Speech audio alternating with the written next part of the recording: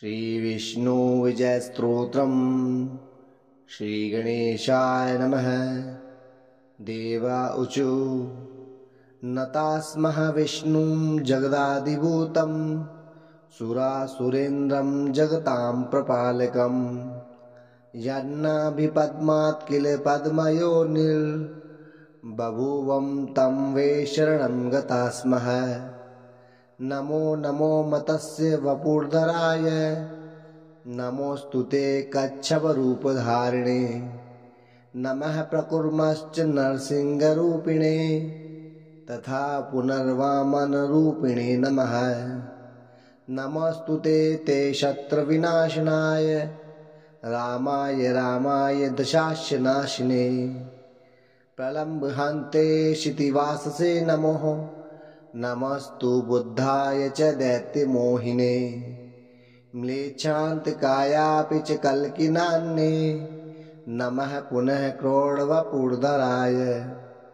जगदित्तार्थं च युगे युगे भवान् बिभर्ति रूपं त्वसुरभवाय। निषेधितम् अयं यदूनां किल त्वया दैत्यो हिरण्याक्ष इति प्रगल्भः। यश्चेन्द्रमुख्यान् किल लोकपाला संहेलया चैव तिरश्चकार। स वै त्वया देवहितार्थमेवं निपातितो देवधर प्रसीद। त्वमस्य विश्वस्य विसर्गकर्ता ब्राह्मेण रूपेण च देवदेव। पाता त्वमेवास्य युगे युगे च रूपाणि धत्से सुमनोहराणि। त्वमेव कालाग्निहरश्च भूत्वा विश्वं क्षयं नेष्यसि चान्तकाले। अतो भवानेव च विश्वकारण न ते परं जीवमीशः। यत्किञ्च भूतं च भविष्यरूपं प्रवर्तमानं च तथैव रूपम्। सर्वं त्वमेवासि चराचराख्यं न भाति विश्वं त्वदृतेऽद्य किञ्चित्। अस्तीति नास्तीति च भेदनिष्ठं त्वय्येव भातं सदसत्त्वरूपं।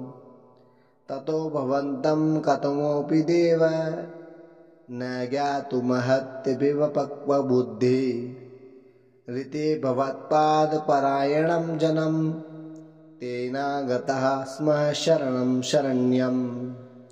व्यास उवाच ततो विष्णुं प्रसन्नात्मा उवाच त्रिदिवोकसः। तुष्टोऽस्मि देवा भद्रं वो योऽस्म स्तोत्रेण साम्प्रतं। य इदं प्रपठे भक्त्या विजयस्तोत्रमादरात् न तस्य दुर्लभं देवास्त्रिषु लोकेषु किञ्चनः। गवाशतं सहस्रस्य समदग्धस्य यत्फलं तत्फलं समवाप्नोति कीर्तनश्रवणान्नरः।